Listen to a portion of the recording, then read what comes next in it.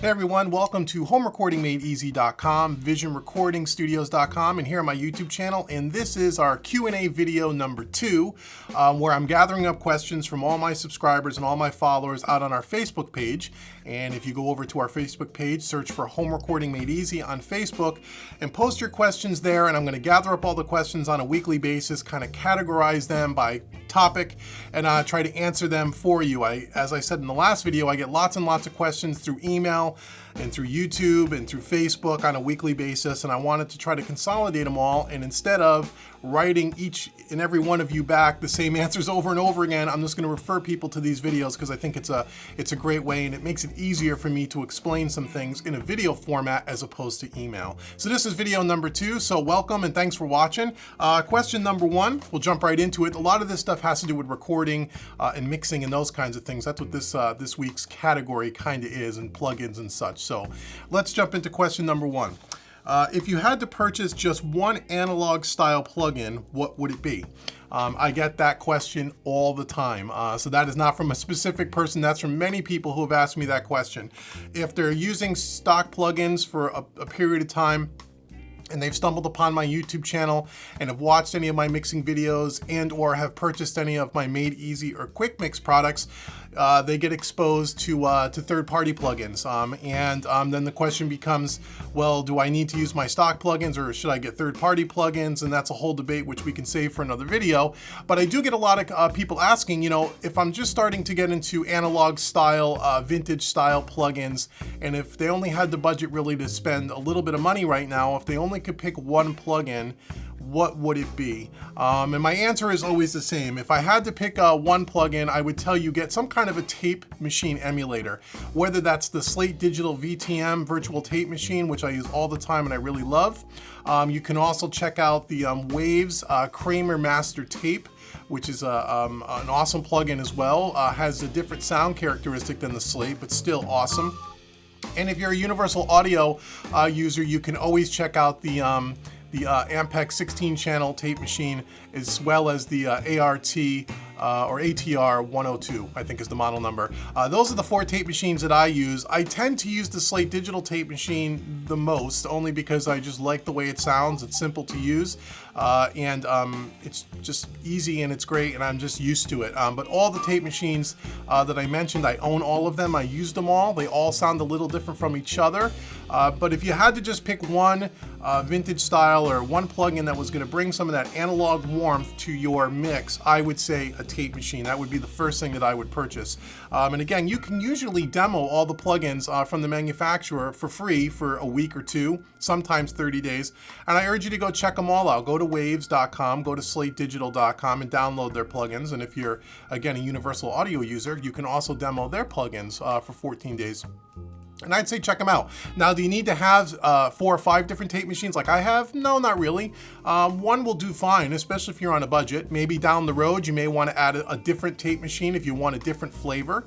I think of these analog vintage style plugins like paint on a, for a painter. The paints, a painter may have, 4 different shades of blue, and depending on what they're painting, they may choose one shade of blue over another. And that's how I kind of think of these analog, plugins, regardless of whether we're talking about a tape machine or a compressor or an EQ. They're just different paints or different flavors. They all have a different sound to them. And depending on what you're going for will depend on which one you choose. But if you're just starting out, pick up a tape machine. And if you had the budget to buy 2 plugins, because I know the next question will be, well, what if I can just buy a couple? What would be your second choice? My second choice would be some kind of a console emulation. I prefer the Slate Digital Virtual Console Collection, the VCC. I also own the Waves NLS, which will do the same thing. The VCC I use more often because I like the sound of the consoles, and you get more console choices. I think you get 5 or 6, where the NLS you only get 3.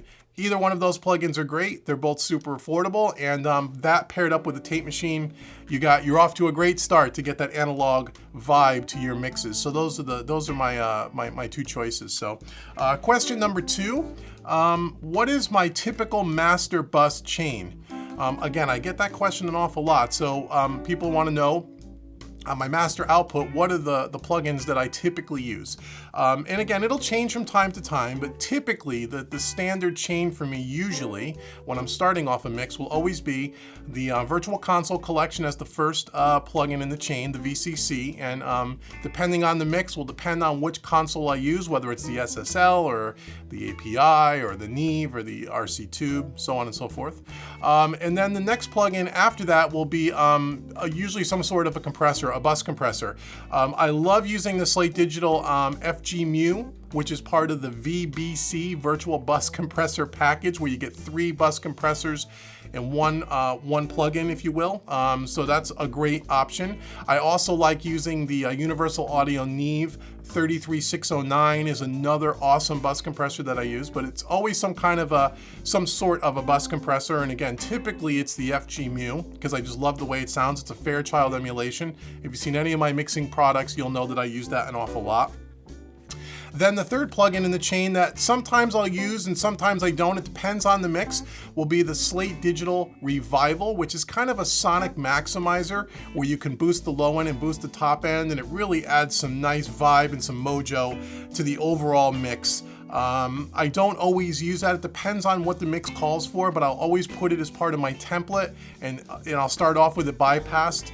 And at the end of the mix, if I'm feeling like I need a little bit of top end or a little bit more oomph in the bottom end, I'll turn on the Revival and give me just a little bit of low end or a little bit of top end, or sometimes both. You can do the same thing with an EQ, I suppose, but the Revival's got, it's a simple 2-knob, plug-in. I've done a review on it on my YouTube channel. You can check that out, and it just sounds wonderful. But the thing about the Slate Revival, I'll warn you up front, is that you want to use it very sparingly.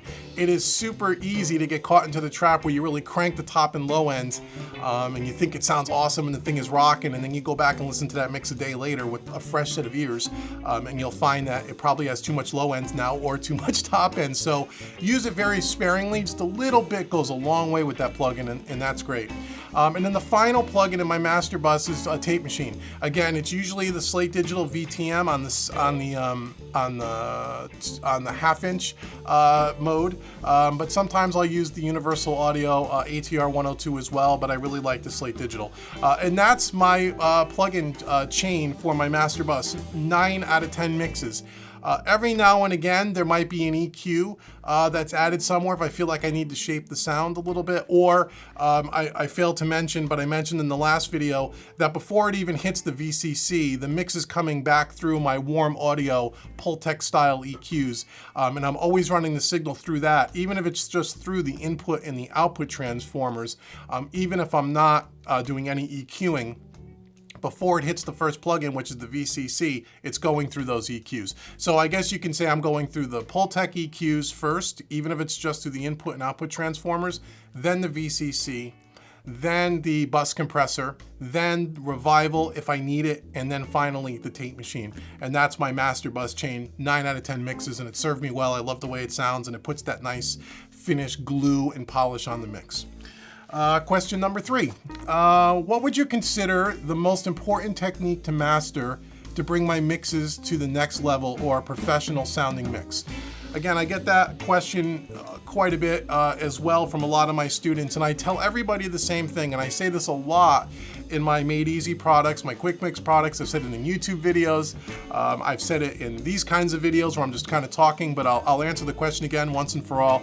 The 2 techniques that you need to master, again, when I say master, I mean continue to get better at. None of us ever master it. I haven't mastered it yet, but I continue to get better at it.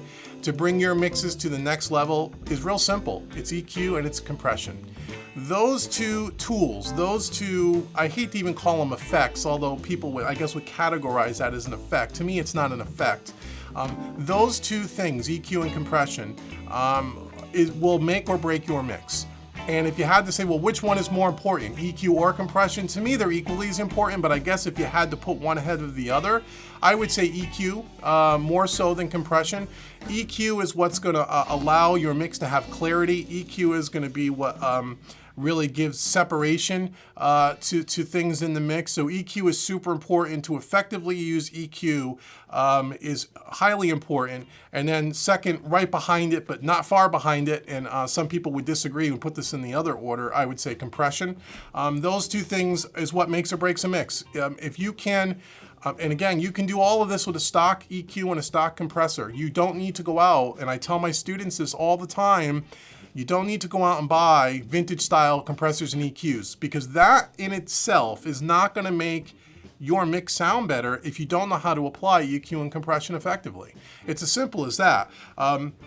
It's this, I use the analogy, if you play an instrument, or if you're a guitar player, if you go out and buy, a $10,000 Gibson Les Paul, is not going to make you a better guitar player than if you bought a $500 Epiphone Les Paul. It's not the price of the guitar, it's you sitting in the room and practicing the guitar, even on a cheaper instrument, and that is what makes you good. You can give, Eric Clapton your $500 guitar, and he is going to sound as good as when he plays a $5,000 guitar, if that makes sense. I hope kind of analogy may not make sense to you, but you know what I'm saying. So, using stock EQs and compressors, I tell everyone that I teach, all my students and people who ask me this question, you need to learn how to master or get very, very good at using a stock EQ and a stock compressor, regardless of the DAW that you're using. Doesn't matter if it's Pro Tools, Cubase, Studio One, Ableton, Logic, doesn't matter. The stock EQ, the stock compressor. When you learn how to use EQ and compression effectively and can get a mix with stock plugins that sounds well balanced with clarity and with some punch, and then you're looking to take it to the next level and maybe add some of that analog vibiness, some of that warmth, some different tonalities, because again, I talk about this a lot. Vintage style EQs and compressors, yes, they compress in the EQ, but they also add a different tonality. And that's a little bit more advanced. We talk about that in other videos, but there is a difference there from a tonality perspective. But as far as the functionality, they both do the same thing, okay? Stock, vintage style, third party, doesn't matter. So learn about EQ and compression. Once you're really good at that, then move over to the third party stuff. And again, that's why I created two Made Easy series specific, one called EQ Made Easy and one called Compression Made Easy. If you're a beginner or even an intermediate, or even if you're advancing, you struggle with these things a little bit, and we all do at one point, and I still do from time to time. I highly recommend those two products, because those two products will really kind of lift the cloud of confusion, especially around compression as well as EQ. So go to homerecordingmadeeasy.com, check out those two products if you're struggling with EQ and compression. Those things will help you immensely, and it'll bring you to the next level. So that's my answer. It's EQ and compression. Those are the two techniques that you need to get very, very good at to bring your mixes to the next level. So I hope that answers the 50 questions that I get about that over a 6-month period. Okay, let's move over to question number 4. So question number 4, how do you master a single track or song? Do you use the project page in Studio One? So I get this question quite often as well. So in Studio One, if you're a PreSonus Studio One user, you'll know that you have two kind of sessions. You have the song file, or where you record the song, called the song, right? Where you record everything, edit everything, do all your mixing in the song, and then you have a project file or session, which is the mastering suite in PreSonus Studio One. Now, if you're a Pro Tools user, or a Cubase user, or a Logic user, or Ableton, or any of the other DAWs on the market, they don't have such a thing. You do everything kind of the edit screen, okay, which is the same as the song screen or file in Studio One.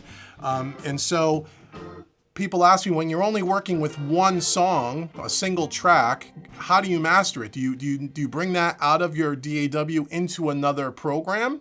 Or do you bring it into the project page? And why would you or wouldn't you do that? So the short answer is no, I don't.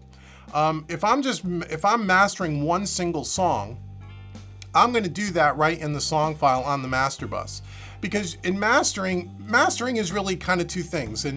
And sometimes people get confused on really what mastering is. What mastering is to me, and to a lot of other people as well, some may disagree, but mastering is really where you take a collection of songs, more than one, and you bring them together and use things like EQ and compression and some limiting to make those collections of songs sound cohesive as one body of work. So what does that mean? Well, that means that you're gonna raise the overall or lower the overall volume level of the individual songs. So when you listen to the songs, like let's say on a CD or, you know, God forbid, a vinyl album, right? The volume level or the perceived volume of song 1 is the same as song 2, which is the same as song 3. So you're gonna kind of level off the volume so you don't have any real big spikes in volume or dips in volume from one song to the next. That's one thing that you would do in mastering. Also, from an EQ perspective, you're gonna want those songs to sound like they have the same kind of tonality. And what I mean by that is, let's say you have a 5-song EP, you know, song 1 may be may have a real bright top end and kind of a thin low end. And song 2, the way it was recorded, may be the exact opposite. Well, that won't sound very cohesive if it's going on a body of work. So you may want to use EQ to kind of get them to play nice together from a tonality standpoint. And the same thing from a compression standpoint. So what you're doing in mastering is using EQ and compression and limiting to kind of get the songs to sound cohesive, okay? And then you would use the project page or some kind of a mastering suite where you bring all your 2-track WAV files in, your stereo mixes, and you would go ahead and you would use EQ and compression on the individual tracks to get them to sound cohesive. That is what mastering is, okay? When you're only dealing with one song, there's really no reason to bring it into a separate audio program in my mind, because you can still use EQ compression and limiting in your edit screen, in the same song file, or the same screen that you mix the song in on the master bus. And that's what I typically do. So after I run it through my master bus chain, I'll put a limiter after the tape machine. If I'm going to master it, I'll put a limiter on it, and I'll bring it up to the overall, to the industry standard, volume level, which is somewhere around a -8 to -10 dB RMS, or about a -0.5 dB, 0.2, 0.3 peak level. Okay, that's where you want to be, and we could discuss whether it should be louder or not as loud at another time. But I can do that right in the mixing screen. I don't need to bring it to another mastering suite or into the project page in Studio One, because I could just do it all right in the edit screen. Okay? Because what I want to do when I'm done with my mix, the way I mix a song for myself or for a client or anybody, is that final mix is what the master should sound like. I'm not looking to change the way the song sounds in mastering. Again, if I'm doing a body of work, collection of songs, I may use EQ and compression, as I said, to make them sound cohesive. But if I'm just doing one track at the end of the mix, that is the master. I don't save it and fix anything at mastering, just like I don't save the recording and fix it in the mix, okay? So the last mix is what the master should sound like, except for the volume level is going to be around a -6, -7 dB prior to mastering, and then I'll bring up the overall volume with a limiter. Okay, so I do it all right in the song page in Studio One. I don't go to the project page unless I'm unless I'm mastering several songs. Then I'll bring it into the mastering page and I'll do what I just described a few seconds ago, getting that body of work to sound cohesive. And again, how do I do that? I have a product called Mastering Made Easy. You can check that out as well. I go into a lot more detail. So I hope that answers your question.